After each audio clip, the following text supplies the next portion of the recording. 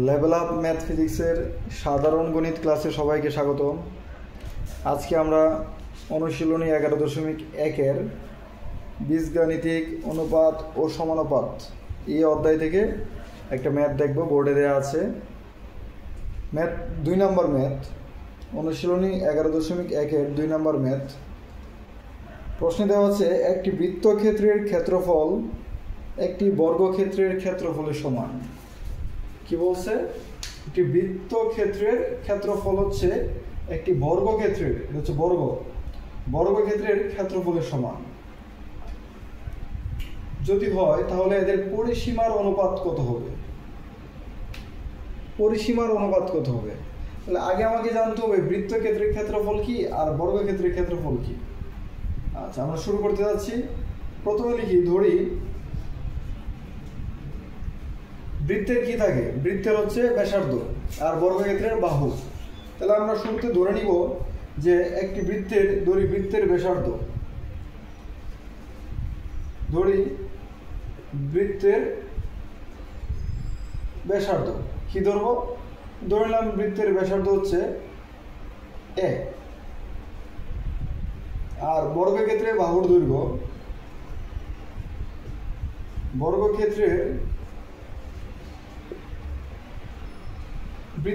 বৃত্তক্ষেত্রের বা বৃত্তের একই কথা, বর্গের বা বর্গক্ষেত্রের একই কথা। বর্গক্ষেত্রের একটি বাহুর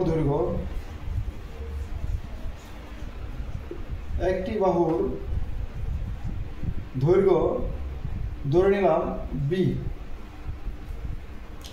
বৃত্তের ব্যাসার্ধ ধরে নিলাম এ, আর বর্গক্ষেত্রের একটি বাহুর দৈর্ঘ্য ধরে নিলাম এ বি।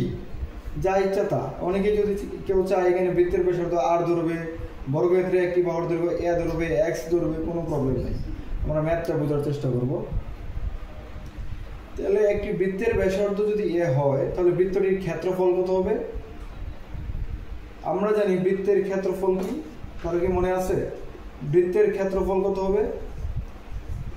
বৃত্তের ব্যাসার্ধ যদি এ হয়, তাহলে বৃত্তের ক্ষেত্রফল হচ্ছে পাই ইন্টু ব্যাসার্ধর স্কয়ার। দ্যাট মিনস কত হবে? পাই এ স্কয়ার। বৃত্তের ক্ষেত্রফল কি? Pi R square. যেহেতু আমি ব্যাসার্ধকে এ ধরছি, তাই এখানে এ স্কয়ার, আর ধরলে আর স্কয়ার হইতো। বর্গক্ষেত্রের ক্ষেত্রফল কত হবে? বর্গের ক্ষেত্রফল কত হবে? বর্গের ক্ষেত্রফল কত হবে? বর্গের ক্ষেত্রফল হচ্ছে বাহুর স্কয়ার। একটি বাহুর যে দৈর্ঘ্য, এই দৈর্ঘ্যের স্কয়ারই হচ্ছে বর্গের ক্ষেত্রফল। তাহলে বর্গের বাহুর দৈর্ঘ্য যদি বি হয়, তাহলে এই বর্গটির ক্ষেত্রফল হবে বি স্কয়ার। বোঝা যাচ্ছে? তখন এর ভ্যালু হবে বি স্কয়ার। এখন প্রশ্ন হচ্ছে এই দুইটা সমান, বৃত্তের ক্ষেত্রফল আর বর্গের ক্ষেত্রফল কি দেয়া আছে কি? সমান। তার মানে আমরা এখান থেকে লিখতে পারি, সুতরাং pi A square equals to কি? B square. Pi A square equals to B square. তাহলে আমরা এখান থেকে লিখতে পারি এ স্কয়ার, এখানে লিখে বোঝা যাচ্ছে না, এখান থেকে লিখতে পারি, যদি আমরা পাইটা এই পাশে নিয়ে যাই, তাহলে এখানে লিখতে পারি এ স্কয়ার ইকুয়ালস টু কি? B square into pi. বোঝা গেছে? না, কি হবে? B square divided by pi. এখানে হবে b square divided by pi. মানে এ স্কয়ার সমান কি লেখা যাবে? B square divided by pi. আচ্ছা, এটা যদি এখানে দেখা যাচ্ছে না, আমি প্রশ্নটা মুছে দেই, উপরে লিখি।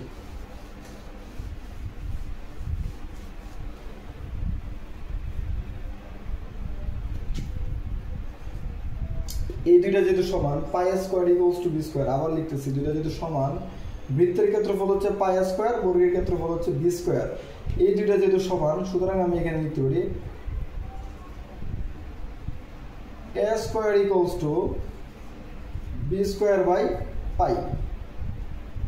আচ্ছা, এখান থেকে যদি আমি এটা করি, উভয় পক্ষকে বি স্কয়ার দ্বারা ভাগ দিই, অথবা যদি এভাবে বলি বি স্কয়ারটাকে যদি এখানে নিয়ে আসি, তাহলে আমরা লিখতে পারি এ square divided by B square equals to 1 by pi.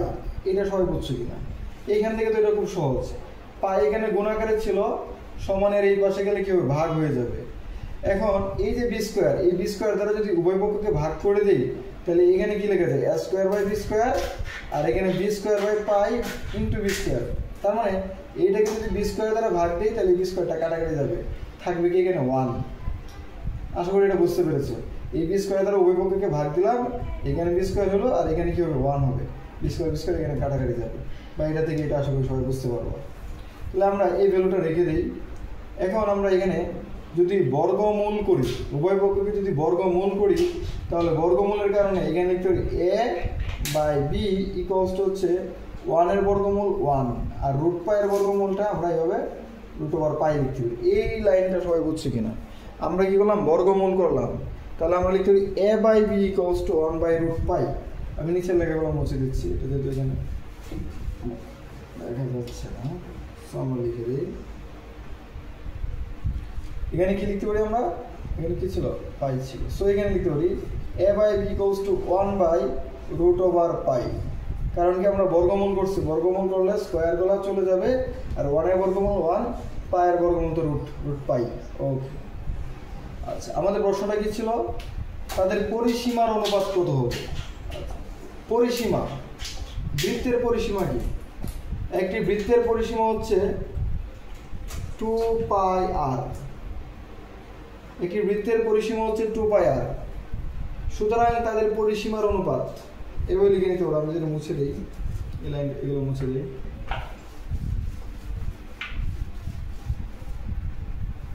এটা আমাদের থাকুক, এটা আমাদের দরকার।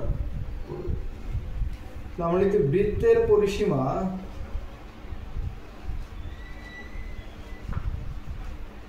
অনুপাত বর্গের পরিসীমা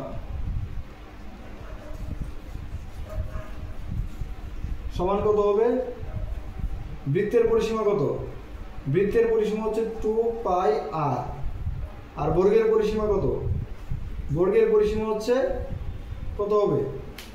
আচ্ছা আমরা যেহেতু এখানে বৃত্তের ক্ষেত্রে বৃত্তের ব্যাসার্ধ ধরছিলাম a, সুতরাং r না লিখে a লিখি।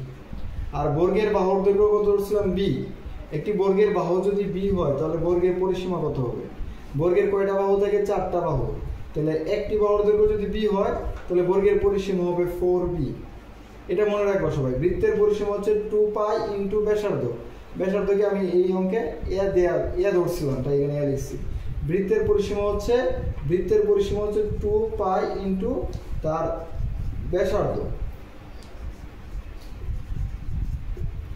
আর বর্গের পরিসীমা হচ্ছে 4 বাহুর দৈর্ঘ্যের যোগফল। যেহেতু একটি বর্গের সবগুলা বাহু সমান হয়, তাহলে একটি বাহু যদি b হয়, একটি বাহুর দৈর্ঘ্য যদি b হয়, যেহেতু বর্গের সবগুলা বাহু সমান, সুতরাং প্রত্যেকটি বাহুর দৈর্ঘ্য b হবে। এই 4টা b যোগ করলে কি হবে? 4b হবে। তাই বর্গের পরিসীমা হচ্ছে 4b। আচ্ছা, তাহলে আমরা এখান থেকে লিখতে পারি 2 পাই a অনুপাত হচ্ছে 4b। আচ্ছা, এখন আমি এটাকে লিখতে পারি এইভাবে, 2 পাই a অনুপাত থাকলে এটাকে নিচে লেখা যায় 2 pi a by 4b, 2 pi a by 4b। আচ্ছা, আমরা এটা মুছে দিই। এটা তো আমরা জানি ভ্যালুটা কত আগে ছিল, a by b equals to ছিল 1 বাই রুট পাই। তাহলে এখানে আমরা লিখতে পারি 2 যদি কাটাকাটি করি তাহলে লিখতে পারি 2 কাটা 2 দুগুণে 4 2, দ্যাট মিনস এখানে আমরা লিখতে পারি পাই a বাই 2b। এটা থেকে কি এটা লেখা যায় না? আমরা সাজায় যদি এটা ভেবে লিখি, পাই বাই 2টাকে একসাথে লিখলাম ইন্টু a বাই bটাকে আলাদা লিখলাম।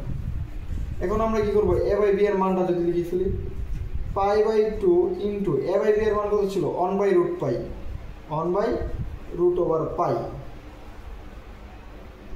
আমরা একটা জিনিস সবাই শিখে নেই, যে কোনো সংখ্যাকে এভাবে লেখা যায়। যেমন পাইকে লেখা যায় root pi into root pi, x কে লেখা যাবে root x into root x. মানে দুইটা রুট এক্স গুণ করলে এক্স হবে, দুইটা রুট পাই গুণ করলে কি হবে? একটা পাই হবে, একটা রুট পাই হবে। তাহলে আমরা যদি এখানে পাইয়ের পরিবর্তে কি লিখতে পারি? একটা পাইয়ের পরিবর্তে লিখতে পারি root pi root pi. So এই রুট, আর এখানে কি আছে? নিচে আছে রুট পাই। এই রুট পাই দিয়ে যদি আমরা পাইকে কাটি তাহলে এখানে কি থাকবে? এটা রুট পাই থাকবে। সো আমরা এখানে লিখতে পারি কত হবে? এখানে পাই আর এখানে রুট পাই। পাই মানে কি? পাই মানে হচ্ছে root pi into root pi. কারণ রুট পাই কাটা গেলে উপরে একটা √পাই থাকে আর নিচে কি থাকে 2। এইটাই হচ্ছে তাদের অনুপাত।